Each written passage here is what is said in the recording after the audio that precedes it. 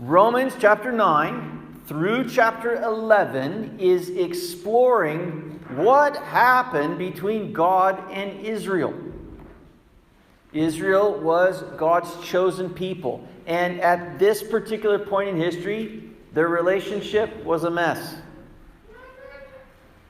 And the question that's underneath Romans 9 through 11 is, if it didn't work out between God and Israel, what assurances do we as Christians have that it will work out between us and God?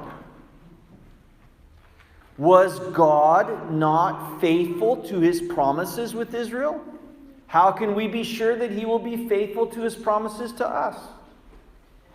Was Israel able to mess it up and ruin it?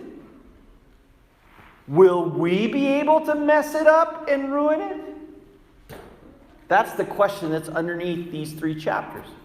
Romans chapter 9, in a sense, explores what happened in the past between God and Israel.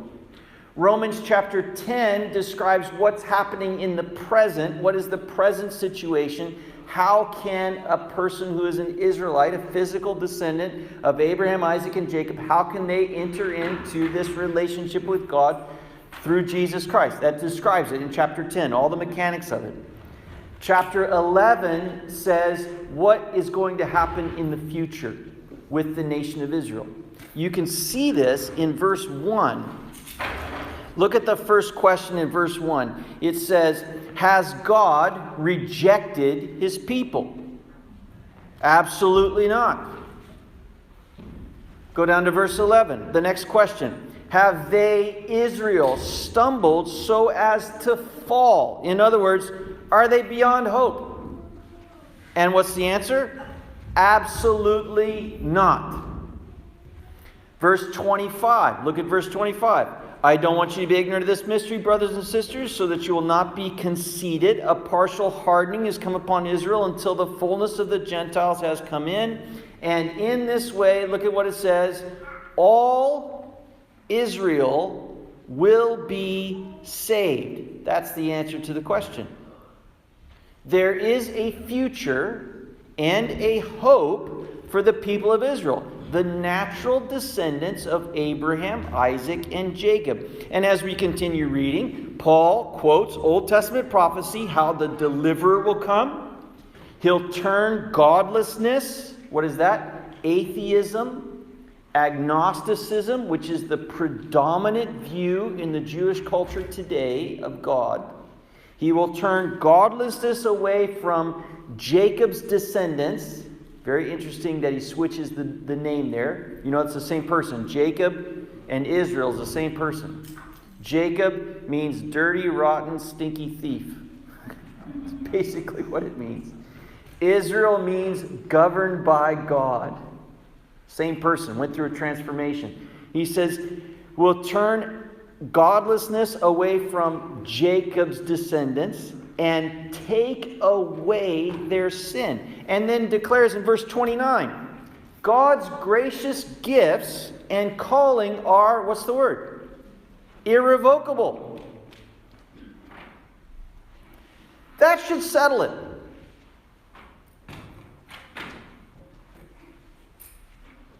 But there are people that believe that Paul is not describing the natural descendants of Israel, what's been called ethnic Israel, but he's instead talking about spiritual Israel. In other words, Paul is not talking about the physical descendants of Abraham, Isaac, and Jacob. He's talking about the descendants of Abraham in the sense of his faith. People who have entered into the faith of Abraham, Isaac, and Jacob. His spiritual descendants. Basically, Christians. If you take that view, you have to do some really interesting things with the words and with the phrases and with the paragraphs here in chapter 11. Beyond that, you have to spiritualize all these Old Testament prophecies all through Genesis, Deuteronomy, Samuel, Kings, Psalms, Isaiah, Jeremiah, Ezekiel, and most of the minor prophets. They all describe the physical descendants and the physical land. It's quite a job.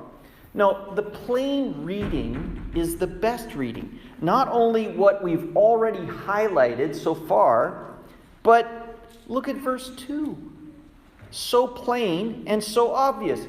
God has not rejected his people whom he foreknew. Did they reject him? 100%. Yes, they did. Did they all reject him? No, not all of them rejected him, but the majority rejected Jesus as the Messiah. But God has not rejected them. Look at the last verse of chapter 10. Romans chapter 10, verse 29. It's a quote from, I don't think it's verse 29. It's a quote from Isaiah chapter 65. This is the last verse of chapter 10. What does it say? All day long I have held up my hands to a disobedient and defiant people. They've rejected him. He has not rejected them. There is a plan in place for Israel. You say, well, what's the plan? You already know the answer because it's the same one that's true in Sunday school. The answer is always Jesus. The plan has always been Jesus. The plan has been Jesus since the beginning of time. The plan's been Jesus. The plan's still Jesus. You say, well, what do you mean? Look with me once again at verse 23. Romans chapter 11, verse 23. It says, and even they, who's that? That's these Jewish people that have rejected him. Even they, if they do not remain in unbelief, will be grafted in. Because God has the power to graft them in again. The door right now is open to anyone and everyone. No matter how far they feel or actually are from God, how close they are or feel towards God, how much they know about the God of the Israelites or don't know about the God of the Israelites, how much they know about the Bible or don't know about the Bible, how much they've ever been to church or never been to church. It doesn't matter who they are or how far or how close they are. The door is open to everybody to have relationship with God through faith in Jesus Christ, to receive the forgiveness of their sins, and to be saved. What does that mean? Well, to be saved from hell, yes, for sure. But most of us need to be saved from ourselves. To be saved and to enter into the promises of God given to Abraham. That door's open to anybody. Now, some have read this chapter, and they pointed to that opening paragraph where Paul is talking about how a remnant has been chosen by grace. And they see, God must have foreknown the individuals and predetermined the individuals that will be saved, and they're in that remnant. And then the rest of them that he didn't foreknow and he didn't predestine and he didn't choose before time, well, they're not in that remnant. And so now they're going to be hardened, and really there's no hope for them. That's how they would understand verse 2, where Paul says that God hasn't rejected the people that he foreknew. They would say, oh, well, he didn't foreknow them. It's also how they would understand verse 7, where Paul says Israel did not find what it was looking for, but the elect did find it. The rest were hardened. And so they would go, okay, Israel, even though they were the chosen people, they're not the chosen people anymore because they were never really the chosen people before time. This other chosen people, those are actually the chosen people before time. So they would say that, they would look at that verse, and they would say, there's really no hope for these people. They're hardened. They were not elected to salvation. It is a myopic view of this whole chapter. It ignores verse 11. where Paul makes it very clear that they have not stumbled so far as to fall. In other words, with no hope. It also ignores verse 26, where he writes, "And in this way all Israel will be saved."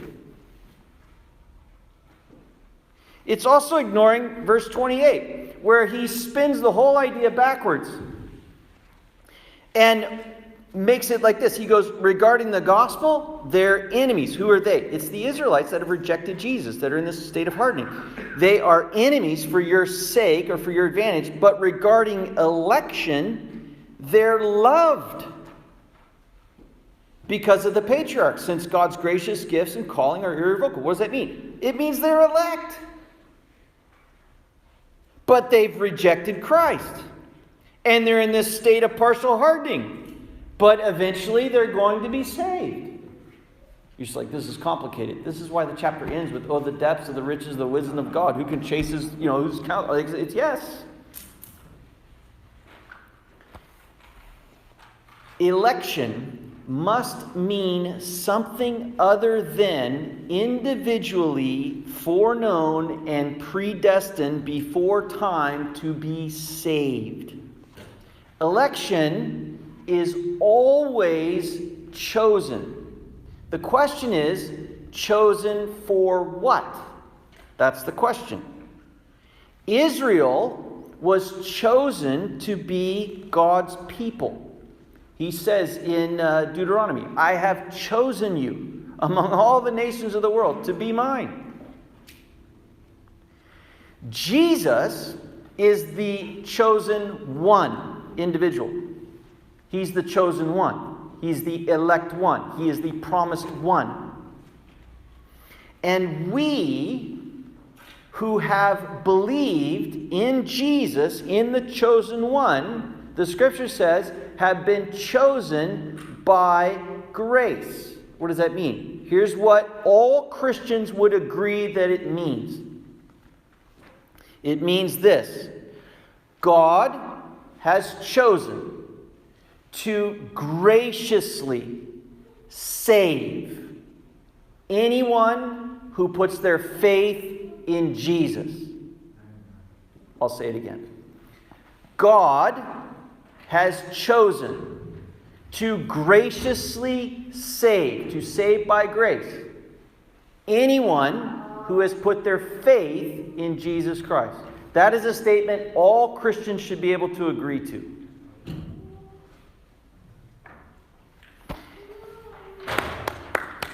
Here's the glaring problem in Romans 9, Romans 10, and Romans 11. And we saw this problem in 8K Ultra HD color in Romans 9. Remember when we went through Romans 9? What's the problem? The problem is that if you're not familiar with the background information and the references that Paul makes, you could come to the opposite of conclusion of what he intended. Well, what do you mean? We looked it up, remember? We looked up, Jacob I have loved, Esau I have hated. We found it. We looked up the potter reference. We looked up the hardening of Pharaoh. And many of us in this church, we changed the way that we understood Romans chapter 9 because we looked up those references. It's very important to know what God has already said about some of these issues. Because you don't want to end up thinking the opposite of what he's already declared.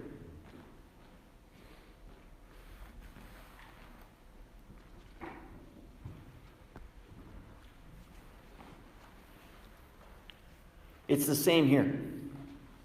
If you only look at what's written here in Romans 11, and you don't know the background to what Paul is referencing here, you can come to the opposite conclusion of what God has been saying repeatedly for millennia about this. What do you mean, Andy? Let me read you a couple passages. Genesis chapter 13, verse 15. You can turn to these passages to make sure I'm not making stuff up. Genesis chapter 13, verse 15. This is Yahweh, Jehovah God, speaking to Abraham directly. Here's what he says. Quote, I will give you and your offspring forever all the land that you see. Genesis chapter 17, verse 7 through 8. Here's the Lord again talking to Abraham. He says, I will confirm my covenant that is between me and you and your future offspring. Oh, is that just Jesus? Throughout their generations. No, that's not just Jesus. Throughout their generations, it is a permanent covenant to be your God and the God of your offspring after you. And to you and your future offspring, I will give the land where you are residing, all the land of Canaan, as a permanent possession. And I will be their God. There's no loophole there that I could find. I don't see a loophole. Do you see a loophole? Like, he's using words like permanent, and I will confirm, and all through generations, and I will do. Like, there's no loopholes there. 1 Samuel chapter 12, verse 22. 1 Samuel chapter 12, verse 22. The Lord will not abandon his people because of his great name and because he has determined. What does that mean? Chosen, elected. Because he has determined to make you his own people. Psalm chapter 94. Verse 14, Psalm 94, verse 14. The Lord will not leave his people or abandon his heritage. Forget about it. Paul could have quoted any one of these. And there's more. There's lots more. It's all through the Old Testament. This reaffirmation of his promise, this reaffirmation of his covenant in these sorts of terms. I want to change directions just a little bit, though, because here's where it gets really interesting. Psalms chapter 132, Psalm 132, verse 11. Psalm 132, 11. Here's what we read. The Lord swore an oath to David, a promise he will not abandon. I will set your offspring. I will set one of your offspring on your throne. Who is that? That's the Messiah. That's Jesus. He's talking about Jesus. He's talking about the physical son of Abraham, Isaac, Jacob, and now David, which was who? It was Mary, Mary was the physical offspring, the physical descendant of Abraham, Isaac, Jacob, and David. Jesus was her son. And this is the one that he's talking about. This promise is irrevocable.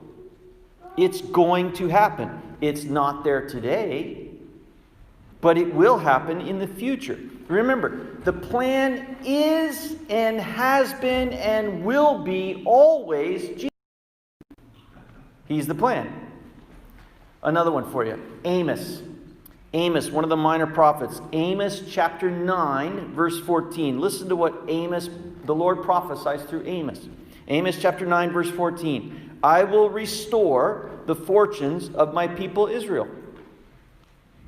They will rebuild and occupy ruined cities, plant vineyards and drink their wines, make gardens and eat their produce.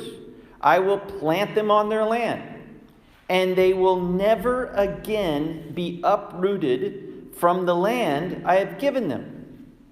The Lord your God has spoken. What does he say? They'll never again be uprooted from the land I've given them. Now, you need a little history here. Amos is prophesying this about 40 years before the Assyrians conquered the northern part of Israel and took all the Israelites out of their land back to Assyria, which is modern-day Iraq, Iran. He prophesied that 40 years before. He says, hey, you're going to come back. You'll never be uprooted again. It was about 200 years before Nebuchadnezzar, the Babylonian Empire, who conquered the Assyrian Empire, came in and defeated Jerusalem and carried off everybody else to Babylon. That was Daniel. That was Shadrach, Meshach, and Abednego. That was Esther. That was that whole part of the story. They were in Babylon/Assyria for 70 years. That was prophesied in Jeremiah. Then they came back to the land under Ezra. Ezra, who helped them rebuild the temple, and then Nehemiah, who helped rebuild the wall. That was a big deal. The time the Medo-Persian Empire had taken over the Babylonian Empire, and then those of you that were paying attention in history class, you remember that Alexander the Great came and conquered the Persian Empire, and it became the Greek Empire, and it was over the whole world. That was true in Israel and Jerusalem as well. After the Greeks came the Romans. And so by the time you get to Jesus, the Romans had conquered all of the known world. Bigger than the Greek Empire was the Roman Empire. That's what was going on. And here's the thing. This prophecy from Amos is about 800 years before the destruction of Jerusalem in AD 70. See, what's the big deal about that? Jesus was AD 32, AD 70, so about 40 years later, Jerusalem was destroyed. Let me read the prophecy to you again. I will plant them on their land, and they will never again be uprooted from the land I have given them. The Lord your God has spoken. What does that mean? AD 67, 35 years or so after Jesus, the Jewish people began to revolt against the Romans. The Roman army started at the northern part of Israel, and they began to reconquer all of the nation of Israel. It took them 3 years.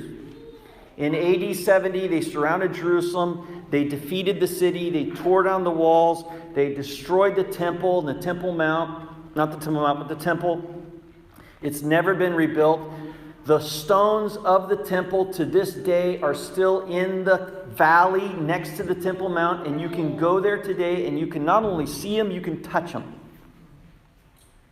It has never been rebuilt. AD 70. They continued their conquest of all of Israel down to the southern part of Israel. The last stand was in a place called Masada, which was King Herod's wilderness fortress near the Dead Sea, and that's where the whole thing ended. It was in Masada. Israel and Jerusalem from AD 70 on have basically been ruled by Gentiles ever since. And Israelites have been scattered to the four corners of the world. That's been true until two things happened simultaneously in the mid-1800s. What was it? The first thing that happened was among the Jewish people. Among the Jewish people in the late 1800s, there was a desire to return to the Hebrew language. It had been dead. And they brought back the Hebrew language, began to speak it again, began to learn it again, and began to teach it to their children. While that happened, the desire to move back to Israel also became something within the Jewish people. This was in the mid-1800s. And several of the Jewish people that lived in Europe began to migrate back down to Israel in the late 1800s. That's one thing that happened. Simultaneously, among the non-Jewish people, because of the publication of the Bible in the English language, several men who belonged to the House of Lords in England were reading the Bible and reading some of these prophecies that I read to you this morning. And they decided, this is what God is going to do. He's going to bring the Jewish people back to their land. We should help them. And so politically, they began to do things in the House of Lords as lords to make that a little bit easier for Jewish people to do. That was in the mid-1800s. Fast forward, make a very complicated and contested story short and simple in one sentence. Nobody throw rocks. In 1949, the Jewish people once again formed a state, a nation, self-governing state in the land of Israel. People who have read these Old Testament prophecies and studied them were freaking out. Whatever you thought about the Old Testament prophecies up to that point, you did not think that after 1949. Most people had spiritualized these prophecies. Oh, this will happen after Jesus comes back. And then now in front of your eyes, you're going, holy smokes. They're coming back to the land. These prophecies were not spiritual. They were actually literal, physical.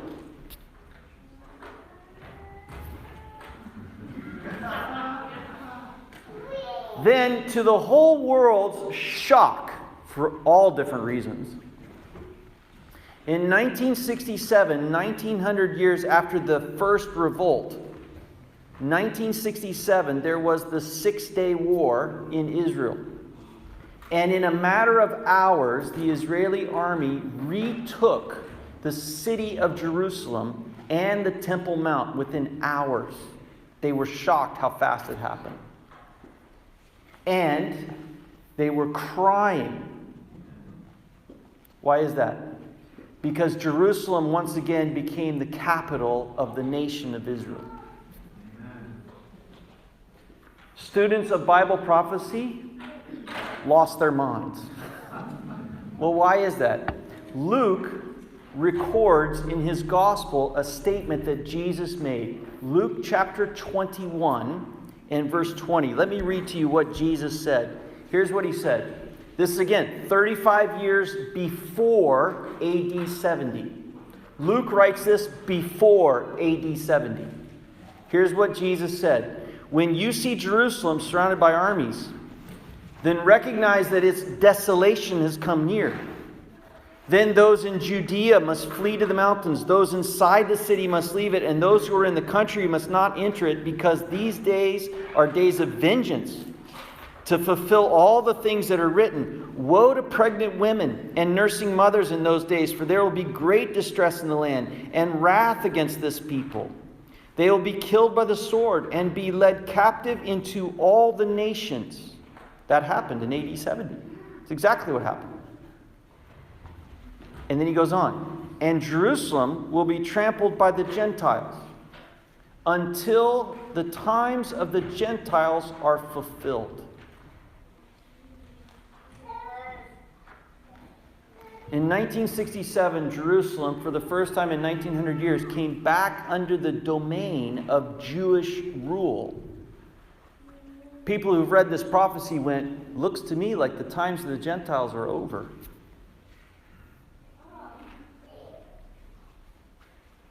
So, the $100 trillion question is,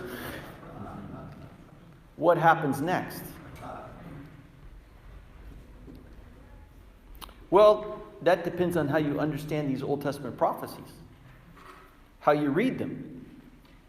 I'll draw your attention back to Paul, though. Romans chapter 11, look with me at verse 25. Once again, here's what he says. I don't want you to be ignorant of this mystery, brothers and sisters, so that you will not be conceited. Sadly, very sadly, tragically, this has happened over the centuries as anti-Semitism has become part of the reputation of the church and of Christians. It should have never, ever, ever been that way.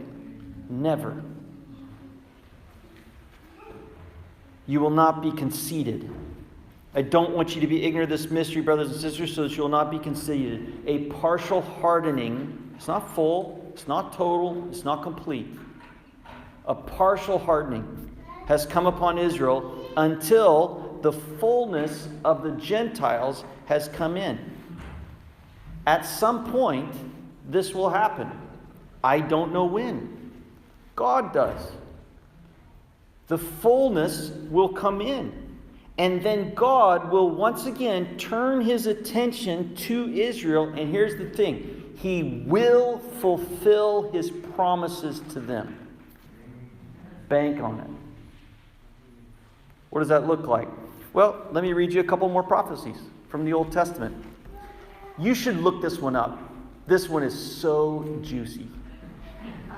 Zechariah chapter 14. Zechariah chapter 14.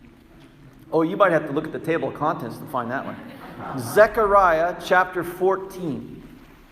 Here's what it says. I'll read while you guys are looking. Zechariah chapter 14.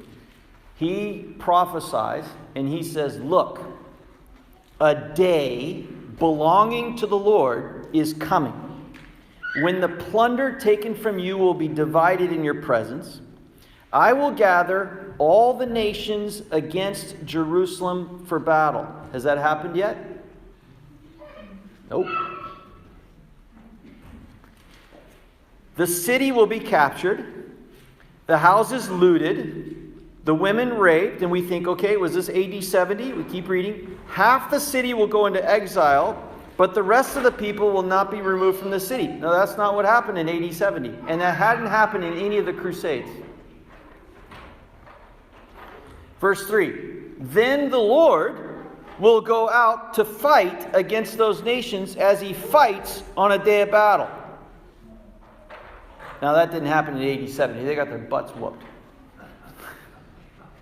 But it says this time he's going to go out and show up. This hasn't happened yet. This is still in the future.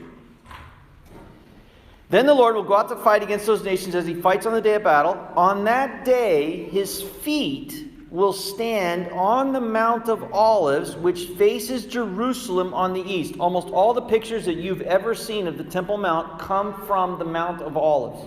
The photographer is on the Mount of Olives taking the picture. All right, he says, on that day, his feet will stand on the Mount of Olives, which faces Jerusalem on the east. The Mount of Olives will be split in half from east to west, forming a huge valley, so that half the mountain will move to the north and half to the south. I've been there. That hasn't happened yet. In fact, the people that live in Israel talk about when this is going to happen, because it hasn't happened yet. Now, Jesus did stand on the Mount of Olives, didn't he? We read that in the Gospels, but it didn't split. We keep reading. You will flee by my mountain valley, for the valley of the mountains will extend to Azal. You will flee as you fled from the earthquake in the days of King Uzziah of Judah. Then the Lord my God will come, and all the holy ones with him. Well, who is that? Who are the holy ones? Well, hold that question just for a minute. I want to just say something. Remember the last thing that Jesus said to the Jewish leaders? The last thing Jesus said to the Jewish leaders is in Matthew chapter 23, verse 39. And here is exactly what he said. I tell you, you will not see me again until you say, blessed is he who comes in the name of the Lord. And then we read on the Mount of Olives, the Messiah is going to come. The Lord's going to come. He's going to stand on the mount. And it's going to split, and they're going to flee, and all this kind of stuff. Well, what's going on there? Well, this hasn't happened yet. The mountain's still in one piece. What's going on there? This is obviously in the future. Another prophecy. Same prophet. Keep your finger in chapter 14. Go back to chapter 12. Zechariah chapter 12. Look at this one. Zechariah chapter 12, verse 10. Then I will pour out a spirit of grace and prayer on the house of David and the residents of Jerusalem, and they will look at me whom they pierced. That's the cross. They will mourn for him as one mourns for an only child. Was he an only child? They will mourn for him as they mourn for an only child, and weep bitterly for him as one weeps for a firstborn. Was he the firstborn? He was the firstborn. What is he saying? He's saying that people are going to recognize the Messiah. They're going to say, oh, that was him. That's him. That was Jesus. We missed it. That's him. And that point is when all of Israel will be saved. That's the second coming of Jesus Christ. We know this. What goes up must come down. He's got to come back down. He's going to come back. He's going to stand on the Mount of Olives. It's going to split. The people are going to see him and go, that's the Messiah. They'll be saved. That'll be the day. I want to keep reading in Zechariah 14 just because it's so amazing, but I'm way past time. Verse 6, Zechariah 14, verse 6. On that day there will be no light. The sunlight and the moonlight will diminish. It will be a unique day known only to the Lord, without day or night, but there will be light at evening. On that day, living water will flow out from Jerusalem, half of it toward the eastern sea and the other half toward the western sea, in summer and winter alike. He's going to do a little rearranging. On that day, the Lord will become king over the whole earth. The Lord alone and his name alone. All the land from Geba to Rimmon, south of Jerusalem, will be changed into a plain, but Jerusalem will be raised up and will remain on its site from the Benjamin gate to the place of the first gate to the corner gate, and from the tower of Hananel to the royal wine presses. People will live there, and never again will there be a curse of complete destruction. So Jerusalem will dwell in security. I wish we could read the rest of that chapter out loud. It is amazing. You have to promise me that you won't do it now, but when you get home, you'll read the rest of that. Church, this is still in the future. And those holy ones, I believe that's going to be me, and I hope and pray that's going to be you. It's going to be each one of us that have put our faith and our trust in Jesus Christ and have been clothed with the robe of righteousness. The righteousness of Jesus Christ, coming in his holiness. We're going to be with him. You guys want to go for a ride? I'm going to go check out my new house. Let's go for a ride. It'll be a remarkable day. What's the point of all this? The Lord will fulfill his promise to Israel. Take it to the bank. What does that mean? There may be trouble now, but his promises are sure. You may have a little trouble right now in your relationship with the Lord. But we can guarantee you he will be faithful to his promises to you. He is not going to abandon his people or his heritage. He's not looking for the door out. He's looking to press in. He's looking to help. He's looking to heal. What does he want from you? He wants your faith. He wants your belief. He wants your trust. He wants your engagement. He wants to bless. He wants to love. He wants to comfort. He wants to bring hope. He wants to bring help. He wants to bring healing. And his promises are true. They're true. Some people have the idea of God as a fickle, emotional basket case. He is not emotionally fragile. You do not have to walk on eggshells around him. He's secure. He is not angry, vindictive, and hasn't gamed the whole system before it started. No, his object from all time has been to set mankind free and to have relationship with humanity that is based on love, that is free, mature, open. That's a love worth having. That's been his intent all along. He loves people. He loves you. He knows your situation inside and out. It's not more complicated than what he can handle. Today is the day of salvation. You say, Andy, when are all these things going to happen? I'm hoping they're happening tonight. I have 4 kids at home. Tonight would be great. I don't know if you like wearing masks during COVID. Tonight would be great. Let's go. We're going home. Amen?